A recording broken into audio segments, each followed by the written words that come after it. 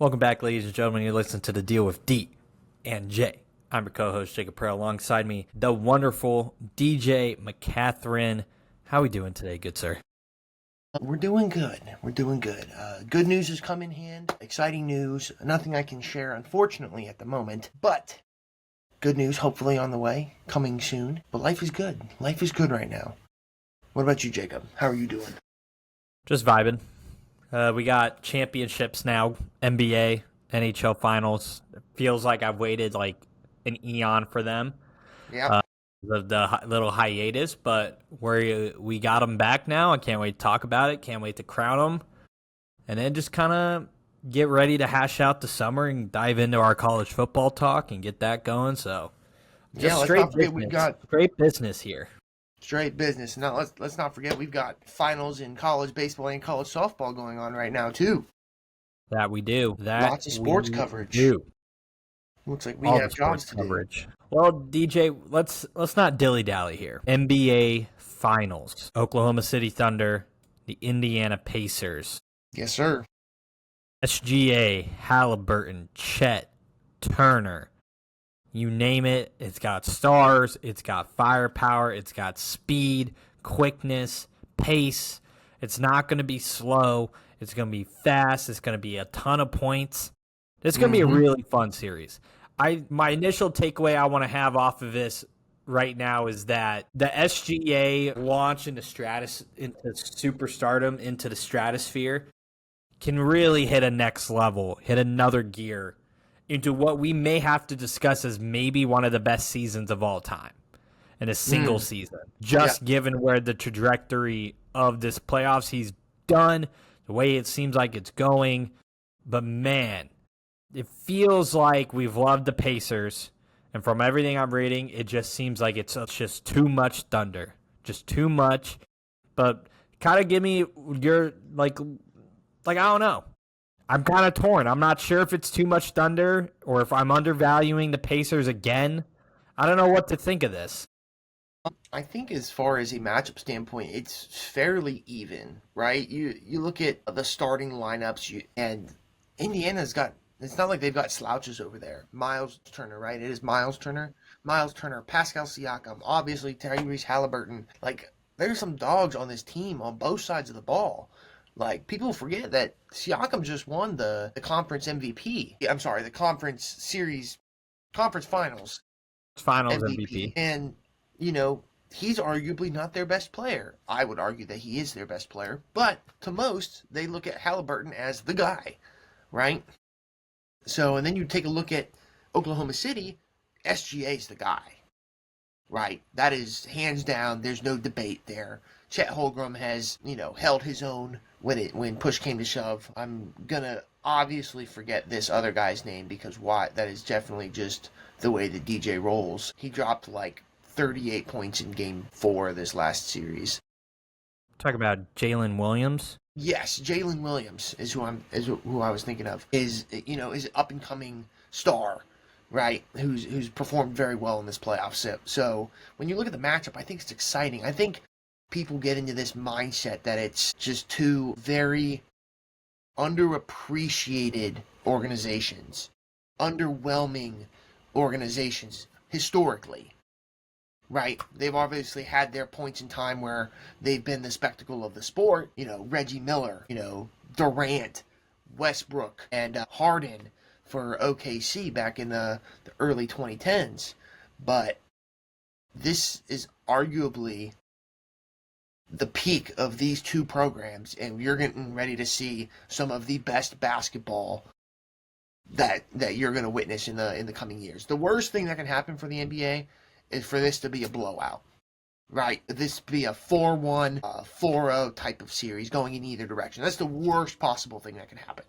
But I think you're going to see 6 or 7 games of just absolute great basketball. And that's really my hot take for all of this. I think we're really getting ready to see some really good basketball. You might have a game on either side that's, kind of gets away from somebody. But I really think these are going to be close matchups, that they're going to be played on both sides of the ball very well. And it's not going to be the casual Steph Curry pulling up from 38 feet.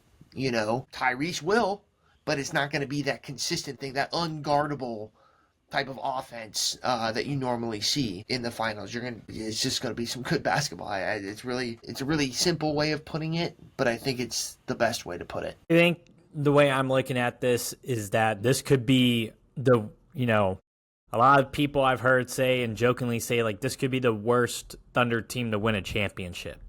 The Thunder in the next 2 years, got hair in my mouth somehow. The Thunder in the next 2 years have 6 first-round picks. Or 5 first-round picks, apologies. They have 5 in the next 2 years. In this upcoming draft, they have 2 draft picks, and then next year they have 3 first-rounders. They have their own, Phillies, and Utah's if it falls out of a certain range. Like, the way this Thunder team has been constructed and developed just has been nothing short of impressive by Sam Presti. And everyone's going to sit here and be like, well, SGA this and SGA that. And it's like, well, it's like really a true ensemble cast because Chet is a difference maker with the height and the athleticism that he has, as well as you look at Jalen Williams as it's in the same boat as that. Hartenstein is another guy that can give the defense and offenses fit just because of his rim protection.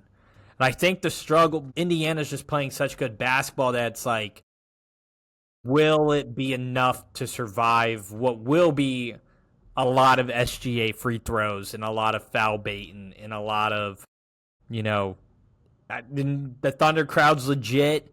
But the thing also is Halliburton has really, really struggled against Lou Dort. He has struggled mightily. I think I heard something on the radio where in 122 matchups against Lou Dort that they're matched up on the court, Tyrese Halliburton has 10 points and I think 8 turnovers against Lou Dort. So, like, the physicality and everything else where they're all going to play team games, but man, is it one of those things where you sit there and like you said, we're going to get some great, great basketball, but I genuinely don't really know what's going to happen with the way this series might go. I think it can go 7, but I also think it can be a sweep by the Thunder. But I don't know. I genuinely don't know how the pendulum's going to swing. I genuinely don't know where it's going to land or where it's going to go. Other than I'm going to be tuned in every night watching it. I think Indiana, if I had to kind of guess, I think Indiana's going to really struggle just with the way the Thunder play defense. But the Pacers never die. They find ways to just resurrect themselves and just no lead is safe. It can be 30 points, and yet they chip it down to 10, and they chip it down to 5, and they chip it down to 8. And it just doesn't seem to be enough sometimes. Like, no lead is safe. And again, the way I talked about the Knicks series where I was like, Game 1 is the most important one. Game 1 of this series is the most important. Because if the Thunder lose Game 1 due to another, let's say it's another comeback where they get blown out or whatever the case might be, I think they're strong enough to survive and come back from a 1-0. But I think it just gives the Pacers all this momentum to really get the job done if they can steal one in OKC. So I think Game 1 is mightily important. We could talk about Game 2 being that as well for the loser of Game 1, but that's always the case. I think for Game 1, it's if the Pacers steal it, I think that's a huge momentum shift for this game, for this series. No, I definitely agree. I'm just going to reiterate the fact that I just think it's going to be some great basketball. Who do you think has the most to gain from winning a championship here, Jacob? Which organization, gains the most benefit? I think it's Indiana. I think just the way they've taken chances on other players. I think the way they've developed. I think they stand to benefit the most given they're one of the smallest markets in the country. Just like not a lot of people are dying to go to Indiana and take their vacations there, right? Television market's not the largest either. The thing about OKC is like, yeah, you may not win this one, but like you have 5 draft picks in the next 2 years.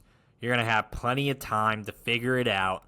And also like, everybody, I think, is like, you're not losing anyone to free agency this offseason. So, like, keeping that in mind, it's I think Indiana stands to gain more than OKC does. I think OKC also isn't as hungry for a title, like the fan base, because Indiana's a basketball state. So, like, the Pacers, like, doing what they've done, like, I think the state really wants a title. For sure, I think Indiana might burn all of its cornfields Mm.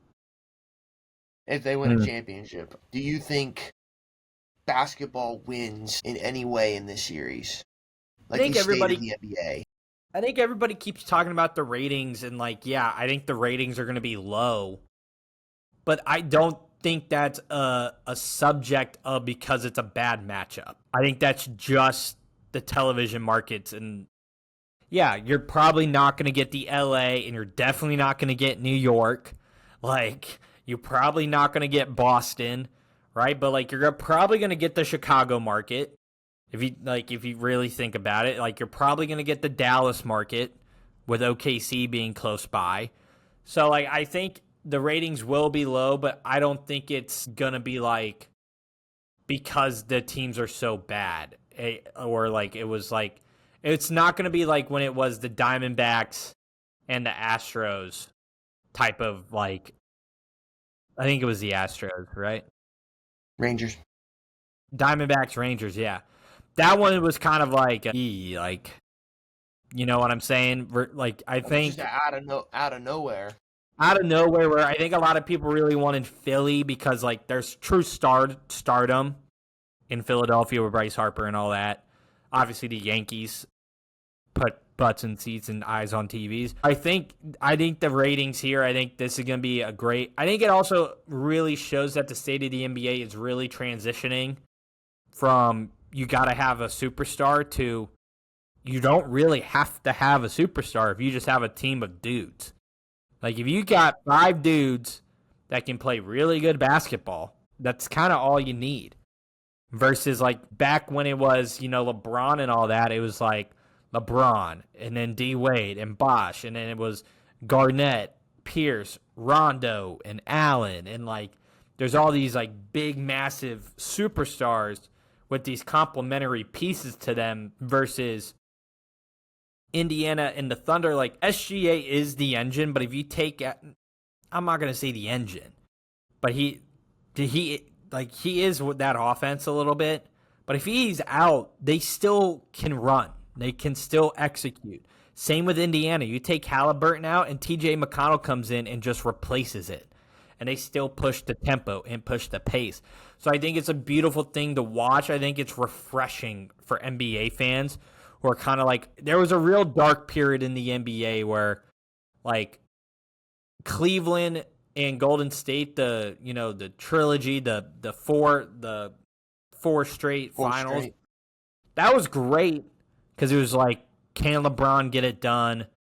Like, type of thing, right? I'm going to say the trilogy before Kevin Durant got introduced into it. That was like, because it was 4 straight, but it was 3, and then Kevin Durant came in. 2 and 2. Yeah, but I think it was the Warriors won 2 straight. No, I can't even flip. Mm-mm. It was 1, Cleveland, 2 straight, because then Durant came.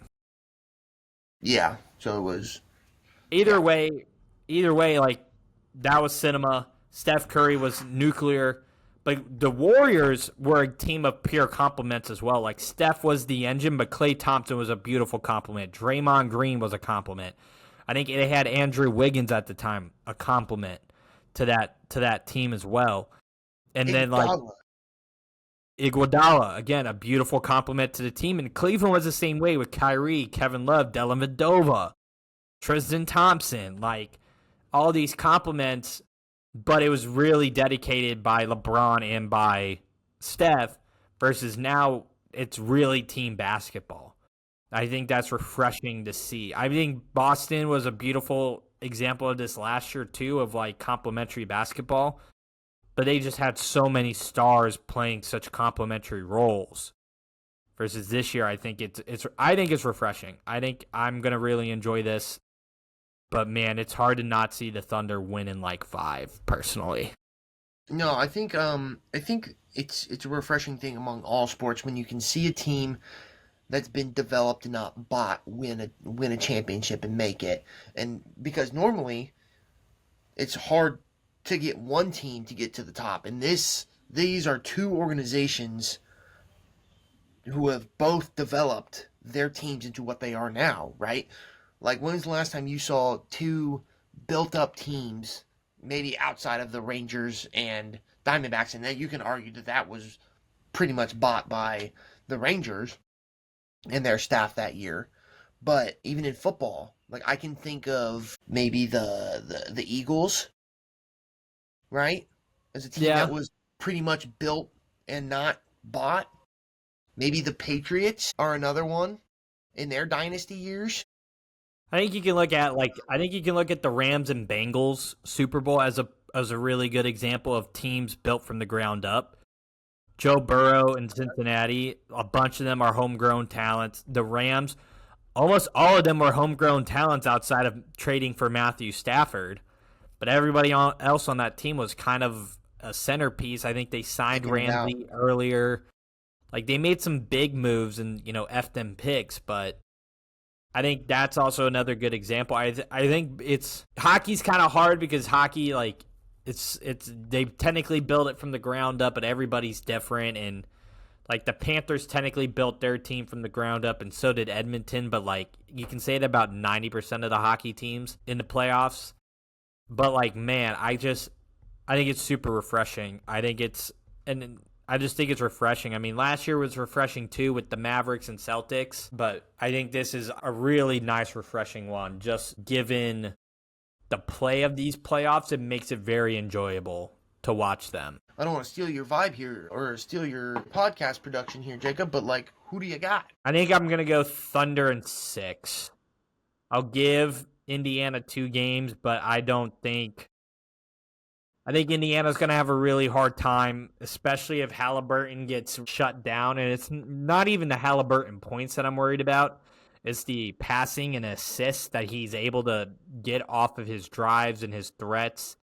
That's what I'm more concerned about, and I'm worried that that's going to be a real struggle for him. And I just think they have a little bit too much. I think Siakam and Chet's going to be a great matchup, just the way they both play. I think the Thunder just have too much power, star power, in the way they're getting calls and getting to the free throw line. I think that's also going to really help them out. So Thunder in 6.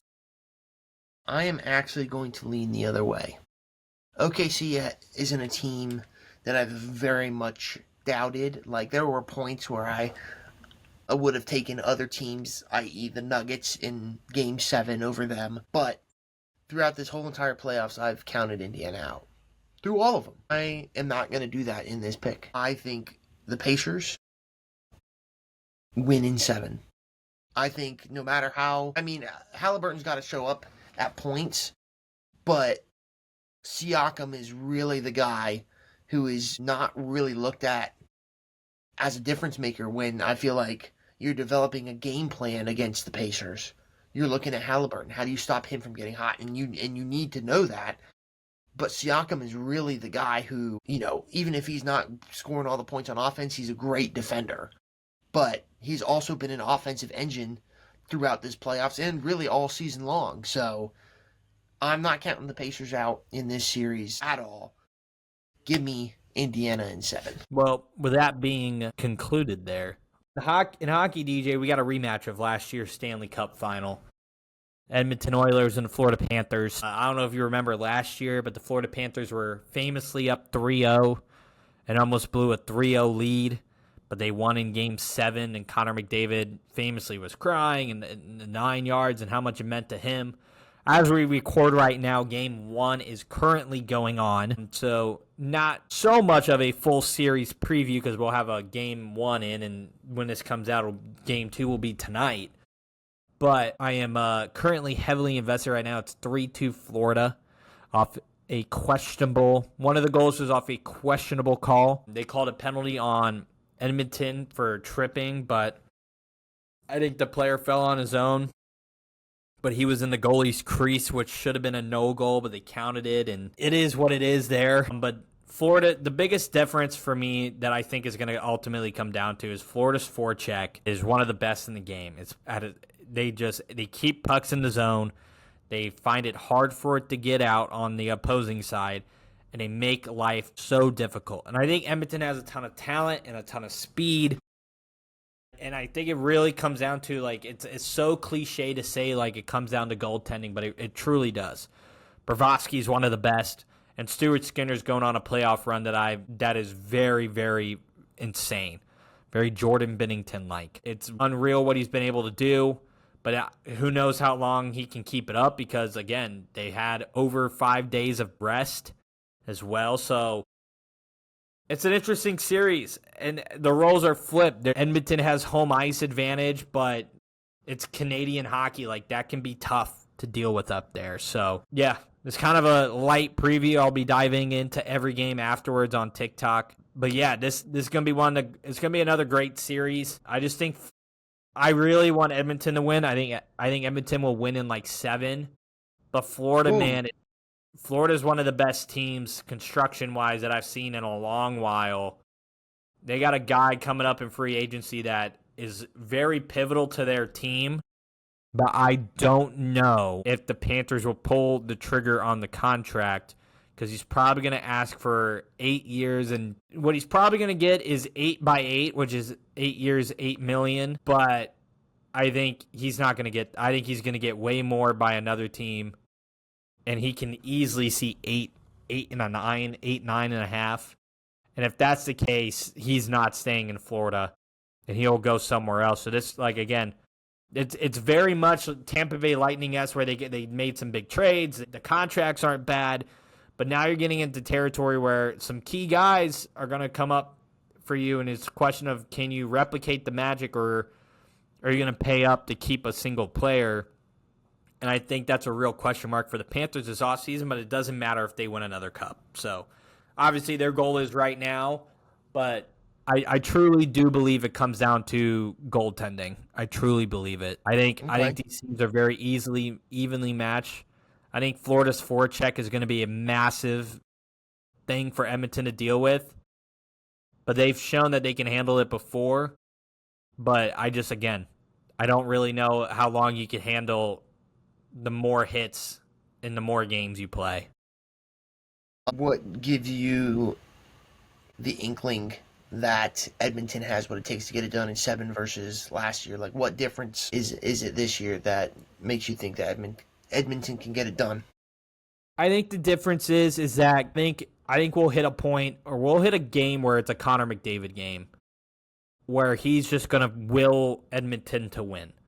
I think we're going to see that, and I think it hurt so much for McDavid last year that I don't think he wants to feel that again. I think he is genuinely one of the best players to ever touch a puck. And for him to not win a Stanley Cup yet is criminal. And a big part of it is due to the lack of goaltending, really. And Stuart Skinner's the man. He's really good. But Calvin Pickard, before he got hurt, was 4-0 in these playoffs. So, like, you're riding the hot hand, but Knobloch's not afraid to switch guys either.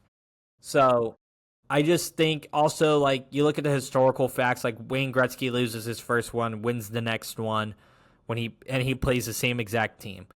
Crosby loses his first one. He plays Detroit again back-to-back years. He wins the second year. Year 1, McDavid loses to the Florida Panthers, and now we're in year 2 of back-to-back series.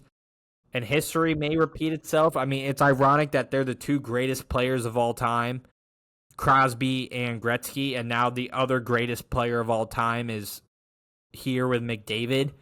So, like, I think a big part of me believes wholeheartedly in the Edmonton Oilers. I also just hate the Florida Panthers, and I don't want them to win either. So I gave a really good reasoning for everything to throw it away, being like, yeah, I just don't like Florida. I don't like the Panthers. Hey, it's okay. That is A-okay. But yeah, that's essentially it in a nutshell. Essentially just, I think their power play is going to be a big factor. But man, Stuart Skinner's he's got to steal some games. And right now they're down 3-2, and he's not stealing the game right now, unfortunately. But I think he'll find it. I think he figures out a way. Like, after game one against the Stars, he, in the next 3 games, only gave up 2 goals. So he can get hot. If he gets hot, he can outplay Bravosky. But if Bravosky's hot, he won't be able to outplay Bravosky. So I think the defense is pretty evenly matched. I think the lines are pretty evenly matched when you think about it. Just Florida has a little bit more depth, but Edmonton has a little bit more talent with Draisaitl and McDavid. So we'll see. We'll see how it goes, but the Panthers got some key contributors on that team, so I'm interested to see how the series goes. Very well. And that's Talking Hockey with Jacob, because DJ doesn't watch hockey. Hey, my mom's gotten into hockey lately. I don't know what it is. I've got no clue. I think she's got some coworkers that watch the game, but my family as a whole has not historically been like hockey people. We're just not. My pitch to hockey and why you should watch it. I'm not saying you got to watch all 82 games. That's a lot of games. I think they got to cut the games down to like 70. I think that's a good number. I don't think 12 is going to make a difference in your viewership, but I don't think it'll make a difference in viewership, but I think it helps. You get to start either a little earlier or a little later, or you get to have more weekend games, maybe less weekday games. I don't know. I don't decide stuff. But my key pitch is that, yeah, what up, dog? What the dog doing? It's fluid. It's kind of like lacrosse, but lacrosse is cool, but hockey is so much better because it's so fluid and it moves at such an amazing pace that you can't really understand it, and you have to be engaged with the game to watch. You can't be on your phone. You can't be like doing other things, especially if you're at a game. Like, you have to be engaged because you never know when a goal is coming. You can feel the anticipation and the tension. And like, watching it on TV, like, is pretty good. Is pretty cool, especially what TNT does. TNT does their sporting events right. It's a shame they lost inside the NBA, but they do their stuff right. They make every weekday game feel big. They got great analysts. They got great announcers, better than what ESPN's got. But it's so fluid. And there's also 3 commercial breaks every period. Like, it's significantly less. You get more game time than commercials. It's much faster. Like, it's one of the faster sporting events there is because it's always like 2.5 to 3 hours. Always. And it moves so fast, and the guys are so talented. Like, they're skating on a ice blade about this thin, DJ. yeah. And they're moving at 18, 19 miles an hour with a hand-eye coordination that could stop a hummingbird's wing. Like, it's unbelievable what they do. And I think the NBA really struggles because their product on TV during the season sucks. Versus these guys will play through everything. Ovechkin plays all 82 games if he's not significantly injured. Versus LeBron is being designated 60, like, just 10 games of like, you know what I'm saying? Like, these guys love the game. NBA players do love it too, but it's not as evident when you watch them throughout the seasons. And I think that's why what a hockey player has to go through on a day-to-day basis and they're able to return to the game is a lot different than what an NBA player has to do on a day-to-day basis to get ready for their next game. I just think it's a significantly better product. The fact that there's not more people like into hockey, I think that's changing a little bit, because if you watch college hockey, you're seeing a lot of these guys like get called up out of it now, like Ryan Leonard, Will Smith, Macklin Celebrini. We got Connor Bedard, right? And like, we got Zeev Byam, who's now with Minnesota. I can name you all these guys, obviously, because I love watching college hockey too, but like, it is an exciting product. And college hockey is also great too. If you find the right people, like, those barns get buzzing, man. It's so good. It's such a good product. It is the best. Like behind football, it is really good. Baseball's like, again, you're not watching baseball on TV. I hate to break it to you. There's 162 games. Like unless you're like my grandpa, like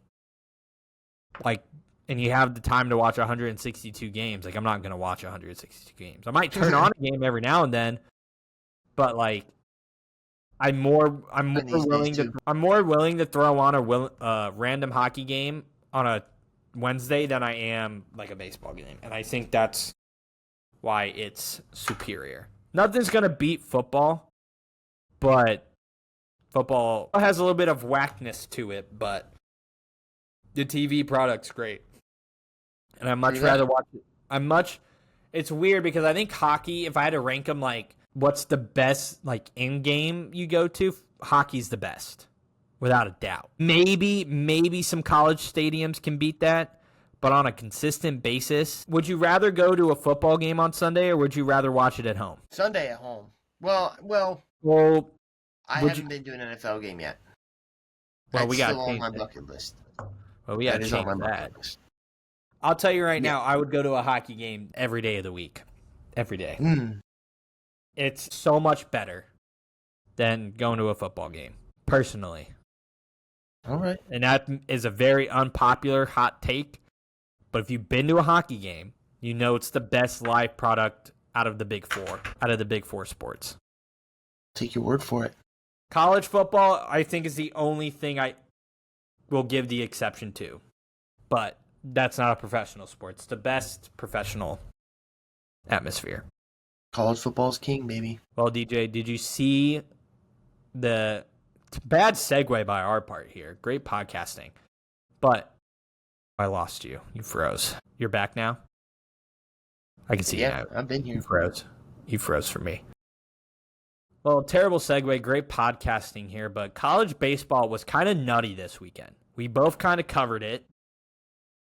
I want to start with some news here before we talk about the Super Regional.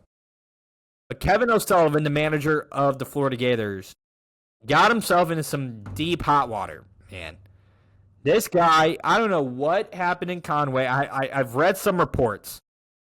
Right. But this guy was bonkers.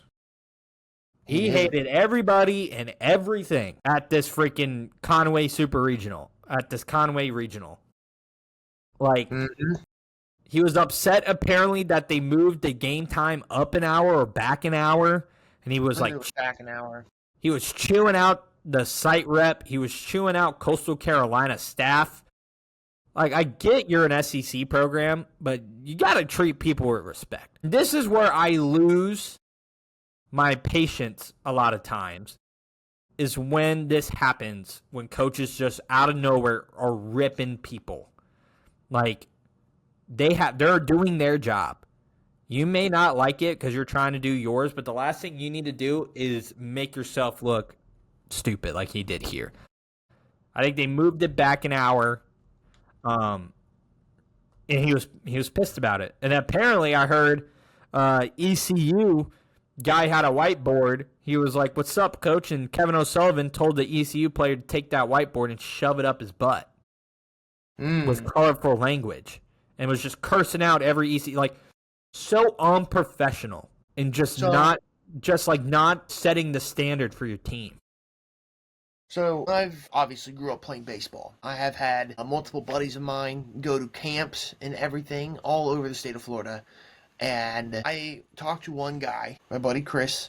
He was at a baseball camp over at Florida, and it seems to be consistent. That is the type of human being Kevin O'Sullivan is. He told me that there were multiple players that told him not to go there because of Kevin O'Sullivan. And I just think, I mean, Florida has been, a top program year in and year out. But they only got it done once, right? And I'm not saying you don't keep the good, but when you have a coach, it's not the first incident, but it's been the latest and arguably the worst incident that he's had in his tenure. I think Florida should look for another direction to go. I mean, they've had some killer programs the last couple of years, including Jack Caglione, He's had notable names like Pete Alonso on his team, and I know those players are few and far between, but Brady Singer's actually no, another. not really few and far between. He's had some loaded lineups that have gone to waste. Call it coaching, call it lack of player production, but long story short is not getting the job done. So, especially when incidents like this come up, I think now it's time for Florida to pull the plug on Kevin O'Sullivan. That kind of outburst out loud, you can be angry, but you don't make your program look bad. I think that is just bottom tier. I think it's like it's one thing to criticize for being frustrated about. Yeah, you get your game time pushed back. Yeah, it's a little frustrating, right? Because there's other logistics that go into stuff like, the bus, and now you've got to push everything back an hour, but you ordered all the things. Like, the logistical part I can see why you're upset with, right?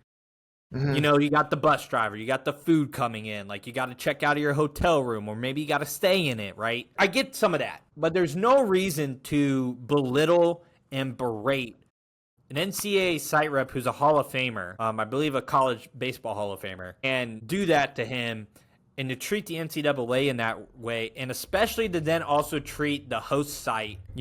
It's not easy for these schools, the host, especially a mid-major dude. Speaking from personal experience, it is not easy for mid-majors to host NCAA events, right? And you're going to go in there and berate them? Nah, dude, like, you're out with me. It's very similar to, like, the Steve Sarkisian incident where the guy on headset, that's kind of my job. No, that's not even kind of. That is legitimate my job sometimes at football, was to hold back the team. And the guy accidentally touched Steve Sarkisian, and Sarkisian goes nuclear on this guy. Nuclear. Mm. And it's like, that's not professional. That's not okay. Granted, I get you're probably juiced up on Red Bull for this football game, but do not treat me with disrespect, personally.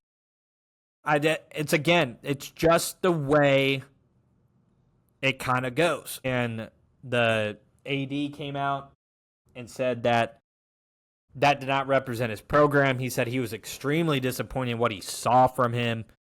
And Kevin O'Sullivan gave a statement he did not want to give. It's embarrassing. And segueing it in a great segue here, Wake Forest's manager also grade A idiot. Like, do all these coaches just forget that you're on TV, that there's cameras everywhere?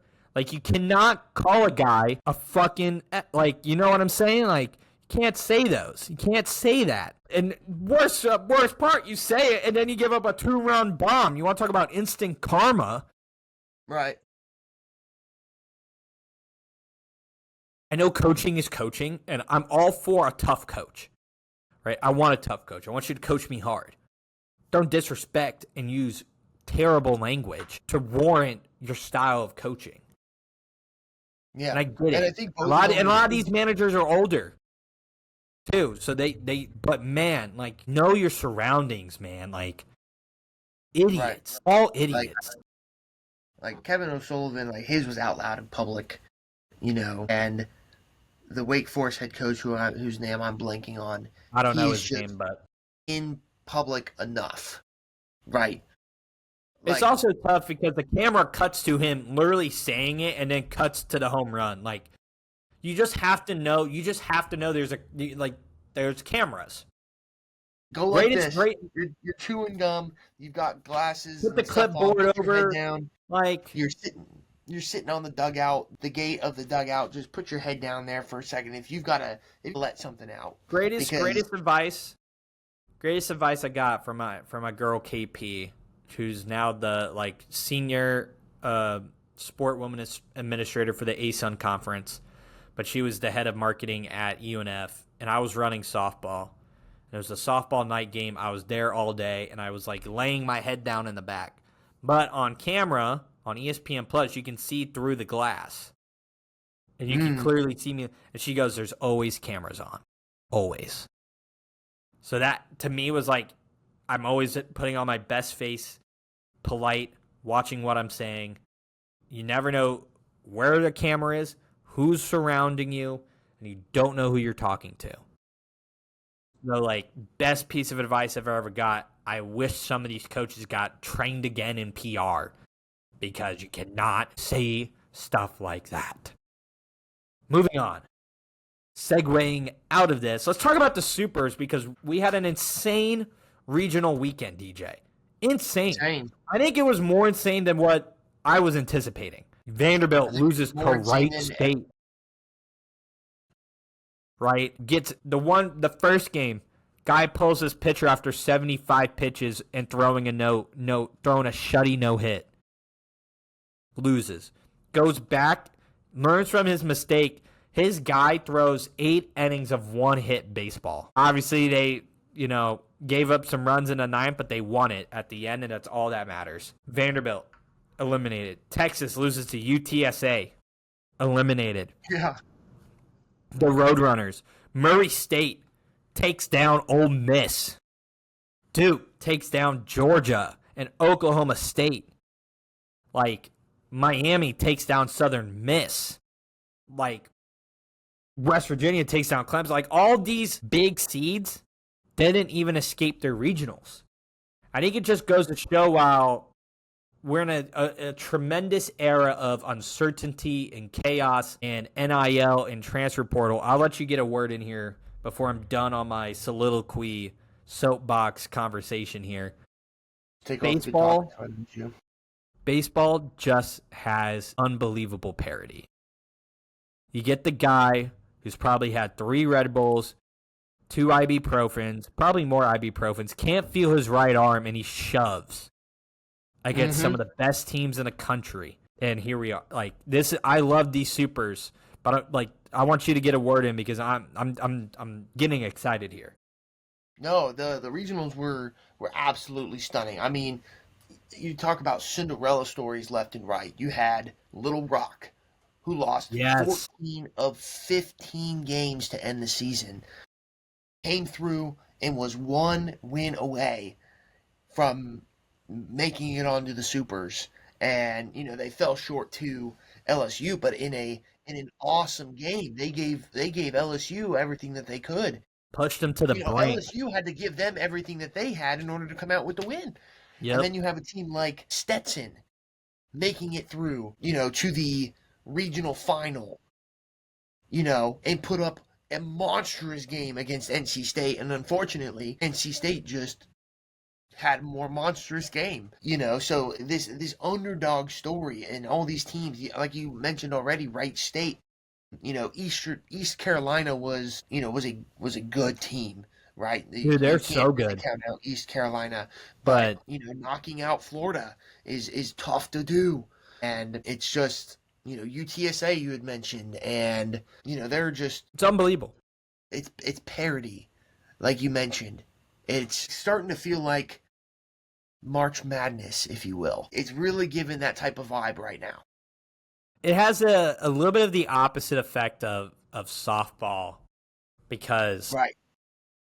Well, not this year. Well, Texas Tech paid $1.2 million for their pitcher and just pitched. For one stud. One. That's all you need in softball, though. Yes, Come dude. On. Oh. Texas, Get out of here. Texas Tech historically has not been a good program. Historically, has never won a conference title. And they bring in this girl, probably get some other recruits because you did bring in this girl. And now you're two wins away from a national title. Like, I'm saying it doesn't help, but you're not gonna sit here and tell me that it's one person doing it. She's thrown over 300 pitches, DJ. That is typical for softball, Jacob. 300 pitches for a single pitcher. Softball pitchers in 6 straight games. You don't need 5. You don't need 5 days rest in softball. I know, but you normally throw your second and rotate 1 and 2. You don't throw the same person the entire game. That's not even true. That's not even true. Look historically at some of these bigger playoff games. You will see your prime, your number 1 is pitching a full game. Listen, Tennessee did the same thing. Oklahoma won 4 in a row. Listen, they all did it. They all ride off their number one when you get this high. Right, they do. They do. And I'm not even arguing with you that she's not the best person on the team, because she is. I'm just saying, like, this is a full team effort. And you're talking about a pitcher, not she's a two-way. She also hits. I get it. But I'm just saying, she's not doing everything. She is cutting it up on the mound. That is the best help that you could get, but you need the other side of the ball, and I know she's not doing it by herself. Listen, if you stat check me. Listen, I'm moving away. I'm moving away before my bias gets in the way here of where I am and my employer and how I feel. Moving away from it. Listen, we'll come back to it. If we keep talking about Texas Tech, I'm gonna get fired up here. I'm gonna get fired up about them Red Raiders in Lubbock, the Lady Red Raiders. Going back to baseball, man, it's again parity, and you know what? Like, it is what it is with some of these teams, but we're going to get a great story, and I think all these teams are deserving of going to Omaha. Like, how crazy, let's talk about the Supers here for a little bit. What's up? What the dog doing?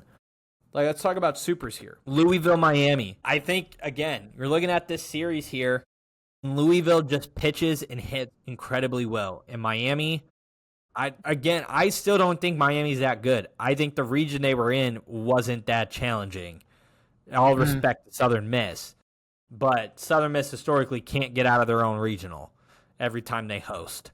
So that was probably the more brutal of the two regional finals. Like, North Carolina had to go an extra game against Oklahoma, but they're by far the most complete team in these, regionals still. But Arizona's feisty, so feisty. LSU, again, way more complete, but feisty is West Virginia. Yeah. I think Florida State, man, right now, if things are going the way they're going, they're going to have a real argument to win. Same with Arkansas. Auburn Coastal's kind of going to be like, congratulations, like, you got there, but you might be the first team to leave Omaha. Right. Potentially same with Murray State and Duke. But if we get a UNC-Duke matchup in Omaha, oh my gosh. You want to talk about feeling like March Madness? That's going to feel like March Madness right there. Who do you think right now is the best team out there, Jacob? If you had to put all your eggs in one basket, not go off the rankings that are up here, who do you say has the best odds to walk away? The champion. I think I'm gonna go with North Carolina. I think they have three tremendous pitchers that they can roll out there with Knapp and some other dudes. They find incredible ways to hit and score, and they are just a problem for them to have. Luke Stevenson leads the team in home runs, right? They got a guy batting 400 right now in these, and Gallagher has 65 ribbies, 80 home runs on the year, a team ERA of 3.4. Like, they slug the ball, their on base percentage is good.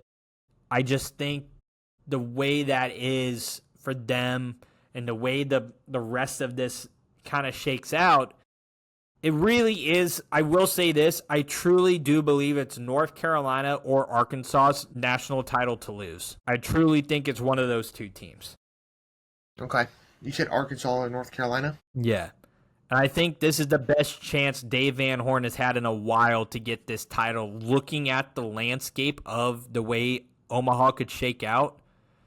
Like, there's a legitimate chance for it, and if you tell me right now who am I riding, I'm riding the Tar Heels. I think this is the best team that they've had in a very, very, very long time. Jacob, I'm not gonna lie to you. That sounds super biased. I am a Tar Heels fan and an Arkansas fan. Correct. Dad lives in Arkansas, so we enjoy Razorback baseball, and then I'm a Tar Heels fan in general. So sounds just again a little bit biased. It seems like you're really hitting on them just because you like them, buddy. Well, I'm looking at the rest, and the only other two teams that I can. When I did my preview with Micah, I took LSU because I think Cade Anderson and I'm blanking on the other pitcher, but I think the two of them can really lead LSU there if LSU can get the barrels going. And I do think that's kind of all you need to go and win is a guy. I said Cade Anderson could potentially have a Paul Skeens-like run. I'm not quite seeing that yet, but again, Paul Skeens was shoving on short day rest for LSU to go win a national title. We'll see how this plays out still, but again, I don't want to deviate from my pick, but you're asking me if I had to go ride in on one team, I'm going to go ride with my guys. And DJ, we are a podcast that is biased, so let's not overthink what our job is here. I claim no such thing. DJ, you were the biggest liar on earth about not claiming bias. I am literally Ohio State won the national title, and you wore an Ohio State jersey the next podcast we did, and then looked at me and told me that I'm the greatest idiot for ever doubting Ohio State. You were on multiple occasions. I don't see that's bias. It's literally factually correct. Negative. It was based on opinion and result. Like your scientific method, it failed. I didn't care. I thought y'all were frauds. And you were wrong. Losing to Michigan. What a joke. Everybody lost to somebody stupid. Thank you for asking me who I was going to ride with, Jacob. Very, very good. I thought you were gonna follow it up. I didn't know you wanted me to ask you a question. Well, of course I want you to ask me questions, dummy. Don't. I'm sorry. My ride or die team in this postseason for baseball is going to be Coastal Carolina, right? I know we just had this discussion with Kevin O'Sullivan chewing out their squad, right? Even above all that, they've got some studs on their team. Let me just give you the stats for their top hitters, right? The people with the most at bats. The top 1, 2, 3, 4, 5, 6, 7, 8. You know what? We'll do the 9 most at bats. Starting from the bottom, right? For at bats, right? 308, 270, 297, 318, 280, 317, 309, 329, 281. I mean, that is a ruthless batting lineup to go up against, right? And, you can't do it by yourself, right? It's not possible. So you look at the pitching side. Ryan Lynch, 2-1 right now, 25 appearances, .61 ERA in relief. So they struggle a little bit right now in the starting pitching lineup. But they've made up for it this whole season with their ability to hit. And I think a team that has some extra motivation, Eastern Carolina beat Florida, right? But now it feels like this team has a kick to it, a little fuel under the fire that they're opening the canister to. And based on what I've seen throughout this playoffs, and based off the stats that I'm reading, this team looks like it's destined to make this Cinderella run, if you will, of the ranked teams that are in here. They're not the worst team, of course not. They're not the best team in here. They're that nice middle of the pack of the teams that are left, and I think they have a great chance to get the job done. Well, DJ, I'm going to ask you a question now. Give me your 8. Wow. Give me your 8 going to Omaha out of these supers. All right, 8 going to Omaha out of the supers. North Carolina. Do I need to look at a bracket? I don't know that. No. You can just go off the supers. Okay. North Carolina, Louisville, Florida State, Coastal Carolina. You need 8. That was 4. That was 4. That's why I couldn't go just off of this one. Because it was Friday. Right. But they have these same teams double back on Saturday. In a 1-game series, Murray State and Duke. 3. It's a 3-game. Son of a gun. Why am I stupid? 3-game series, best 2 out of 3. Winner first to win 2 goes to Omaha. I'm gonna go Duke. I'm gonna take LSU, Arkansas. I'm gonna take UTSA. UTSA as my bigger underdog there. Is that 8? I think so. Repeat it back to me. I'm taking Louisville, North Carolina, Duke, LSU, Coastal Carolina, Arkansas, UTSA, and then Florida State. It's not totally chalk. I think I'm in the same boat as you, legitimately. I don't think I'm taking much chalk. I think the biggest toss up I have right now. Ooh, there's two big toss ups. I really do want to take Murray State for fun. Me too. But I got to remember this is basketball. Yeah. But I do think I think the only one that I think would be a legitimate change would be West Virginia takes down LSU. Yes, I think that's of the biggest. I think that's the biggest one I can see. The I got ESPN has this at minus 350 in West Virginia's favor. Yeah. But again, I am in the same 8 as you. North Carolina, Louisville, Duke, LSU, Arkansas, Coastal Carolina, UTSA, and Florida State. You know, Jacob, we could be geniuses out here, or we're all like, if we're gonna live and die by these picks together. This has been the Deal with D&J. Like, comment, share, subscribe, follow us on all platforms.